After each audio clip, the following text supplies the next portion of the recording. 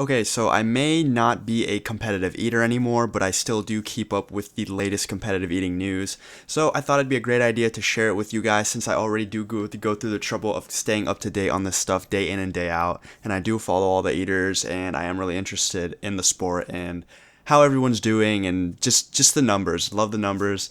And I want to get it to you guys if you guys don't want to go out of your way to look that stuff up. So I thought it'd be a good idea to bring kind of like a little news show to the competitive eating world. It's kind of a new idea, so bear with me. I'm gonna try this out, see how it goes. So there's a lot that has been going down recently in the competitive eating community, guys. Just so much to talk about, and that's one reason that I wanted to do this, just because there's so much out there.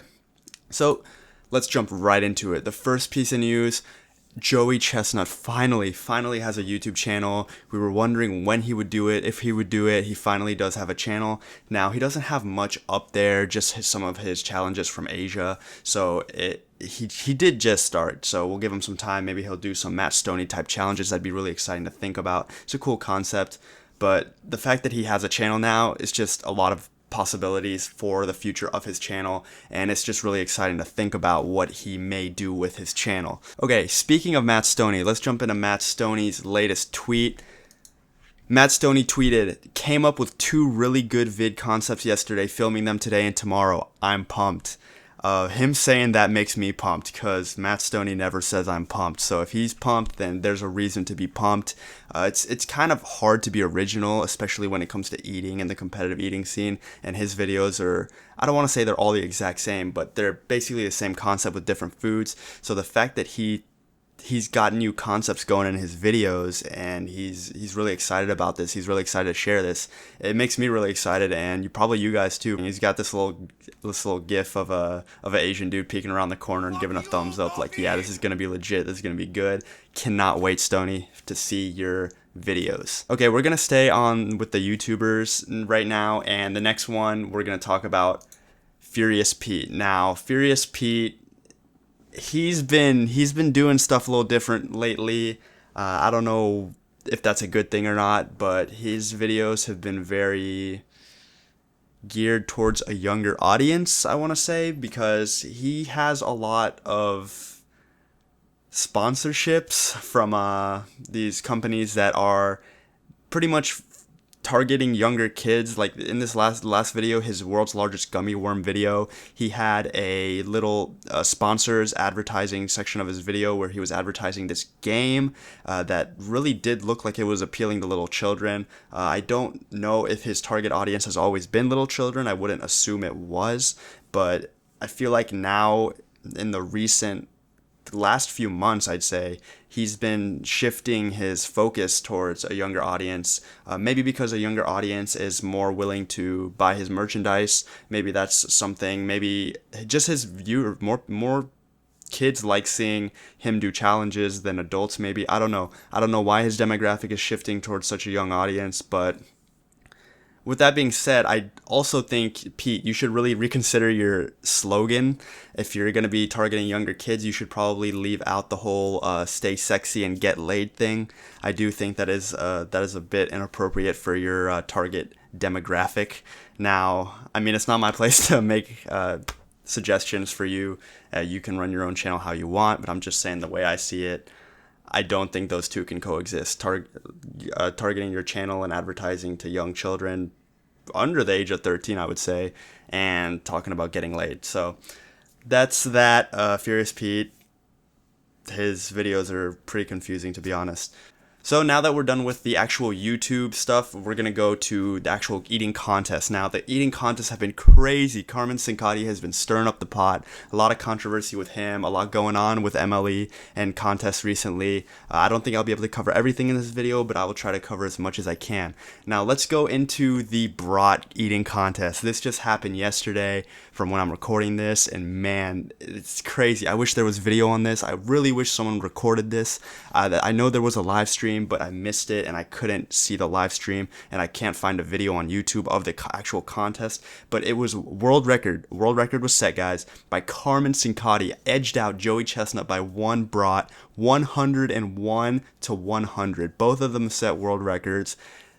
That would have been so amazing. I wish I was there. Here, Major League Eating giving a hearty congratulations to Carmen Cincotti from all the MLE on the occasion of his first championship. Huge day for Carmen. He's been getting second, coming up short, and he's been really, really mad about it, actually. Matthew Stonie! This shit is getting old. I know he's been working his butt off, and he finally got the win. He finally got up there, and now that he has a win, he has a championship over Joey Chestnut and Matt Stonie now. So the future's bright for this guy. Future's bright. Carmen, great work. I mean, I know my words don't do justice to how much you've developed and gotten better in the last year, but for a rookie to be beating Joey Chestnut, you just cannot beat Joey Chestnut. If anything's in a tube shape and it's made of meat, Joey Chestnut reigns supreme. But today, Carmen Cincotti is able to step at the top of the pedestal, takes his rightful place, heir of the throne. You are now the king of tubular meats, Carmen. Congratulations. Okay, now with all that out of the way, I want to give an honorable mention. This is not competitive eating related at all, but Joey Salads. Round of applause for Joey Salads. Finally got exposed for all of his fake pranking on YouTube. He recently had an interview with H3 Productions, and Ethan exposed the heck out of this dude. He made him confess to faking multiple pranks on his channel, including the newest one, where basically made black people look like a bunch of savages that are going to attack a car just for being a Trump supporter. So a lot of that has been going down. Joey Salads, you got wrecked. Honorary wrecked individual of the week. Sucks, man. I mean, you kind of deserve it, though. You've been faking all your videos and saying they were real, and now you come out and basically are forced to admit that they're all fake. It must be really embarrassing, and that sucks, but it's kind of your fault. Okay, guys, and one last thing before we go. Molly Schuyler has a fresh new haircut. She's coming in, won the pumpkin pie eating contest for the Great Pumpkin Farm Pie title for, I believe it was for the Independent League of Eating. Forgot what it was called, but yeah, Molly wins with 42 slices. Bob Shout in second with 30 slices. Molly Schuyler coming in with the fresh haircut, meaning business. She's got the gauges in. She's got in all the facial jewelry, and she is just ready to rumble. Destroys the field, takes first again. That is no surprise. Congratulations, Molly. Great job. I'm sure you're used to winning, but good job nonetheless on pie. And that is all I have for this video. I hope you guys have enjoyed volume 1 of the world of competitive eating. I want to make this kind of like a news show, weekly sort of thing, where I just update the major things that are going on in the community, whether it be YouTube competitive eating or actual competitive eating contests. I think MLE is done for their calendar year in contests, so that'll be put off until maybe next February when MLE starts up their contests once again. There has been a rumor, though, that there are 1 or 2 contests that are not announced yet that are supposed to be on the calendar, but they're not.